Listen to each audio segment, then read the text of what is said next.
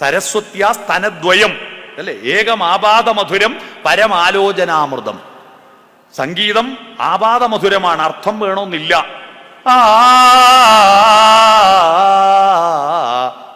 ഒരർത്ഥവും ഇല്ല, പക്ഷെ നമുക്ക് ആസ്വദിക്കാൻ പറ്റും.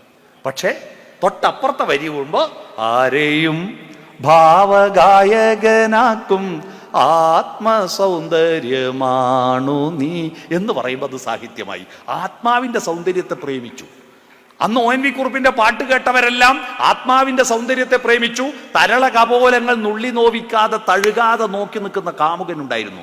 നിന്നു ഞാനുമൊരന്യനെ പോൽ, വെറുമന്യനെ പോൽ നിൽക്കുന്ന കാമുകൻ. ഇന്ന് ആത്മാവിനെ പ്രേമിക്കുന്ന കാമുകനില്ല. അതുകൊണ്ടാ കെട്ടിപ്പൂടി കെട്ടിപ്പൂടിടാ കണ്ണാള എന്ന് പാട്ട് പാടുക. അതാണ് ശരീരത്തെ മാത്രമേ പ്രേമിക്കുന്നു. അതുകൊണ്ടാണ് ശരീരം വേറെ ആൾക്ക് കൊണ്ടുപോകുമ്പോ കത്തിയെടുത്ത് കുത്തിക്കൊല്ലാൻ പോവുക. ആ ശരീരം വേറെ അടുത്ത കല്യാണം കഴിച്ച് കൊണ്ടുപോയാൽ കൊല്ലുക.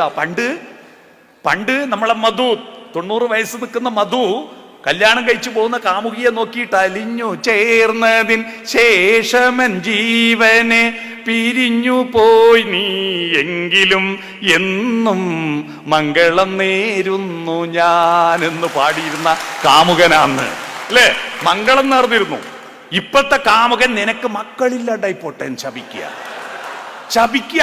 അന്നോ ആ പുണ്യദാമ്പത്യ വർണ്ണവല്ലരിയിൽ ആനന്ദമുകുളങ്ങൾ ജനിക്കട്ടെ എന്ന് അനുഗ്രഹിക്കുന്ന കാമുകനായിരുന്നു. കാരണം അന്ന് സാഹിത്യമുണ്ടായിരുന്നു. സംഗീതവും സാഹിത്യവും രണ്ട് മൂലയുണ്ടായിരുന്നു. ഇപ്പൊ സംഗീതമേ ഉള്ളൂ, സാഹിത്യം വേണ്ട.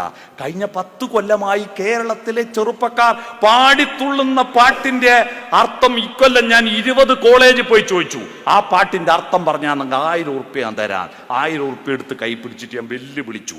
അവരെല്ലാരും പാടുന്ന പാട്ട് തുടക്കം മാംഗല്യം തന്തുനാനേന, പിന്നെ ജീവിതം തുന്തനാനേന.